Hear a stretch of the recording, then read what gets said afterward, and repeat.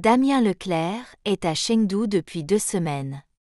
Parisien de 30 ans, développeur pour une start-up de la défense, il participe à un échange tech de 2 mois tout en télétravaillant avec son équipe restée en Île-de-France. Le décalage horaire le tue, mais à 3 heures du matin, stand-up à midi heure locale. Son mandarin tient sur 2 mots, et la 4G se fait capricieuse dès qu'il sort du métro. Résultat, pas un vrai repas depuis des jours, juste des gâteaux apéro piochés au hasard dans un 7-Eleven. Jeudi soir, il pleut à verse, un rideau glacé qui remet en question chaque choix de vie. Il vient d'enchaîner 4 heures de visio Teams, yeux secs, nuque en compote, ventre qui gronde comme un RER en grève. Son appart en location courte durée ressemble à un Airbnb parisien, mais en propre et bien insonorisé.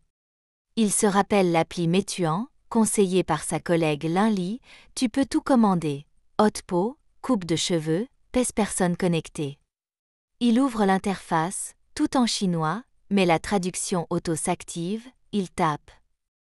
L'offre qui surgit semble irréelle, haute peau solo complet, bouillon, viande, légumes, sauce, livraison en moins de 30 minutes pour 21 yens, soit 2,70 €. À Paris, 2,70 € ne couvrent même plus un pain au chocolat à la sortie du métro République. Il scrolle, milliers d'avis 5 étoiles, photos nettes, tranches de bœuf roulé comme des roses, stickers panda sur chaque couvercle. Trop beau pour être vrai, il revoit les 28 € lâchés pour un curry taille froid via Deliveroo, livré en retard avec un couvercle fissuré. Mais la curiosité l'emporte, il clique « Commander ». Estimation, 23 minutes. Damien hausse un sourcil, on va voir si c'est du vent. 10 minutes passent, notif, votre livreur arrive. On frappe, il ouvre. Sous la pluie, un coursier nommé Shen Ming dégouline mais sourit. 2 sacs isothermes, un léger salut, et hallucination ? Un réchaud à induction flambant neuf sorti de son sac. Shen Ming montre un tuto étape par étape traduit en français, essuie les sacs, s'incline. Damien bredouille son meilleur xiexie. Le livreur disparaît dans l'averse. À l'intérieur, marmite inox, bouillon mala rouge piment, bœuf finement tranché, lotus croquant, tofu, bok choy, sauce sésame ail piment, gants, serviettes. Un mot manuscrit, chaleur pour cette nuit pluvieuse. Touché. Il branche le réchaud, le bouillon crépite, la viande cuit en 10 secondes, explosion d'arômes. Pour la première fois depuis son arrivée, Damien se sent pris en considération.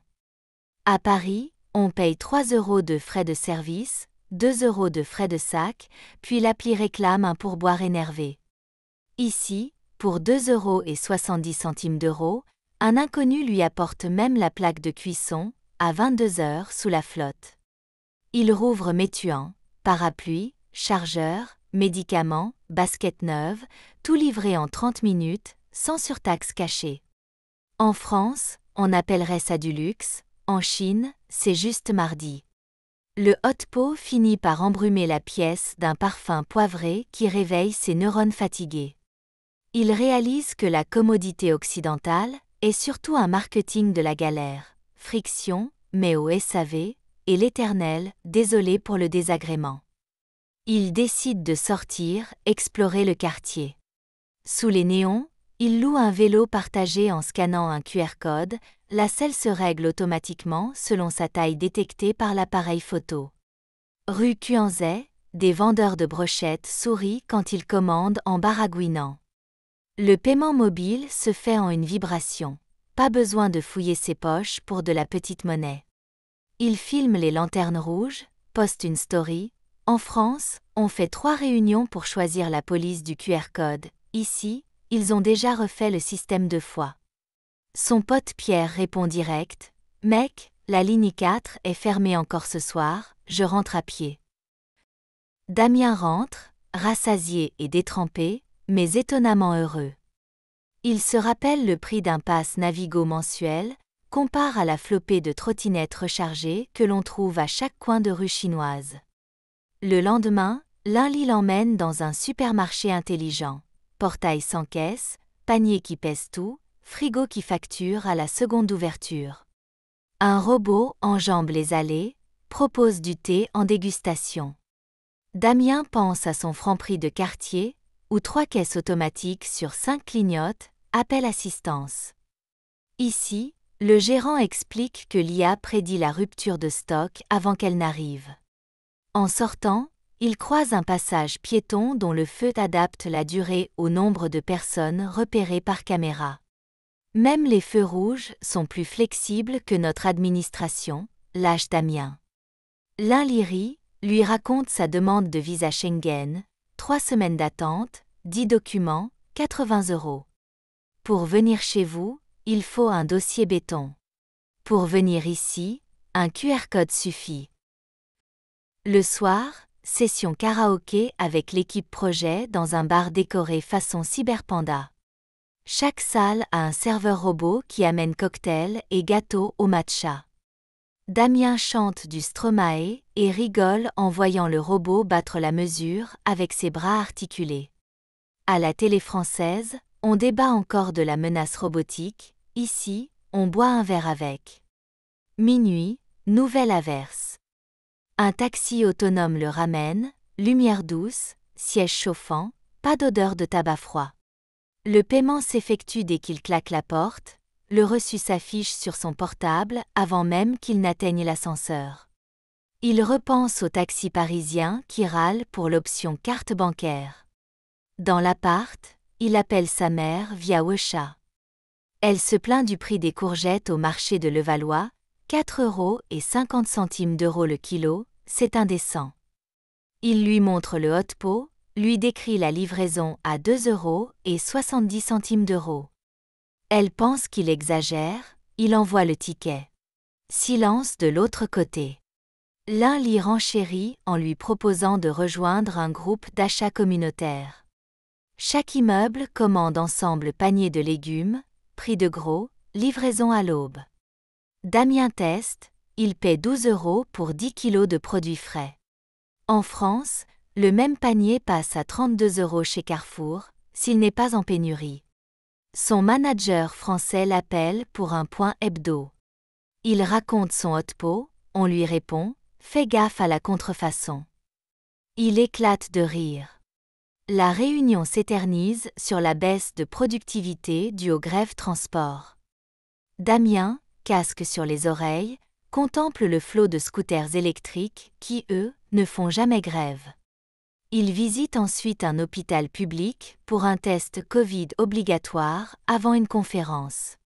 Résultat en 10 minutes, code santé mis à jour instantanément. Dans son souvenir, obtenir un rendez-vous chez un généraliste en France prend 2 semaines, sauf à payer une téléconsultation hors forfait.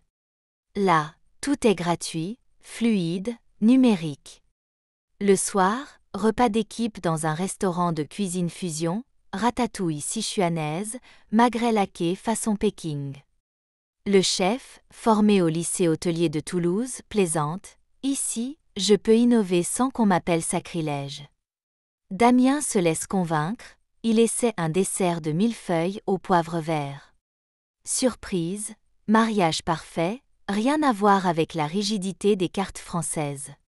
Sur le chemin du retour, débat passionné avec Lin-Li sur la gastronomie patrimoine UNESCO.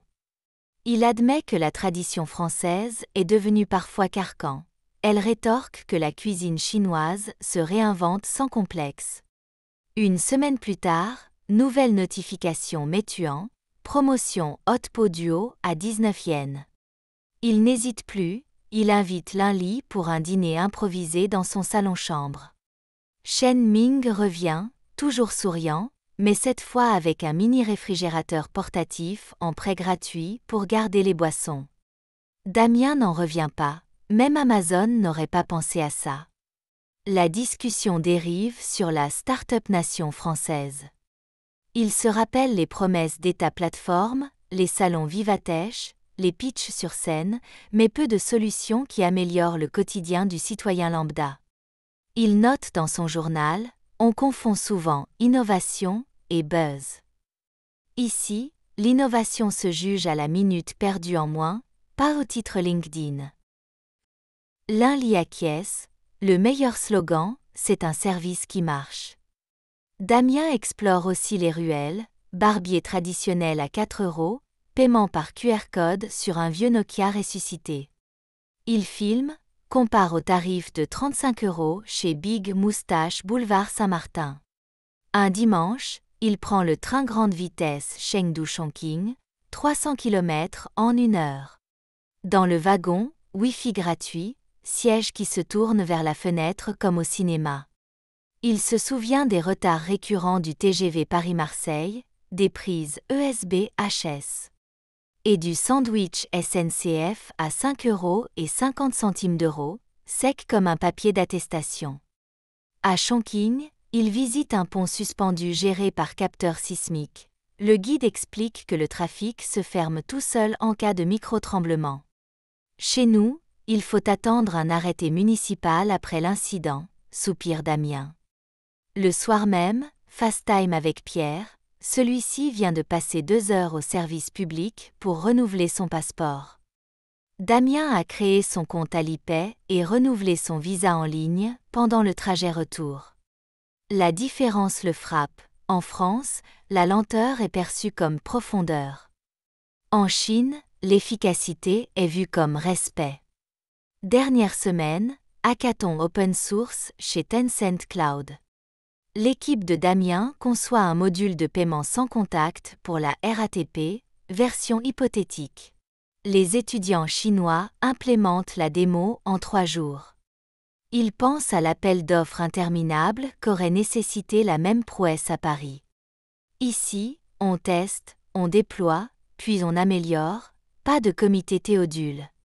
La veille de son retour, il fait un live TikTok. Il montre le hot pot à 2,70 €, le vélo partagé débloqué en 3 secondes, le taxi autonome.